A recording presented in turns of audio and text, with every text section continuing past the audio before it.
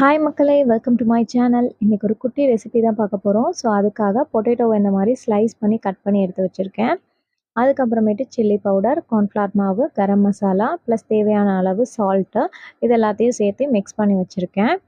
Mix பண்ணி எடுத்து வச்சதுக்கப்புறமேட்டு இதை வந்து நம்ம பொட்டேட்டோ கூட தண்ணியே சேர்க்காம நான் மிக்ஸ் பண்ணிக்கிட்டேன். ஏன்னா பொட்டேட்டோவே லைட்டாக தண்ணி விடும் இல்லையா? ஸோ, அதுக்காக நான் தண்ணியே சேர்க்கலை. பவுடரை அப்படியே டைரெக்டாகவே மிக்ஸ் பண்ணிக்கிட்டேன் பொட்டேட்டோ கூட.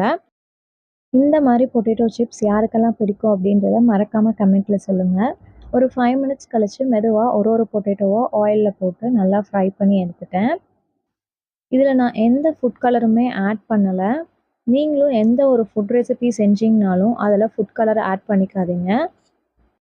எல்லாத்தையும் ஃப்ரை பண்ணி முடிச்சுட்டு பிளேட்டுக்கு ட்ரான்ஸ்ஃபர் பண்ணிட்டேன். ட்ரான்ஸ்ஃபர் பண்ணதுக்கப்புறம் பார்த்தீங்கன்னா டேஸ்ட் பண்ணி பார்த்தேன். அவ்வளோ டேஸ்டியாக இருந்தது. ப்ளஸ் கிறிஸ்பியாகவும் இருந்தது. இந்த வீடியோ உங்களுக்கு பிடிச்சிருந்தா மறக்காமல் லைக் பண்ணுங்கள்.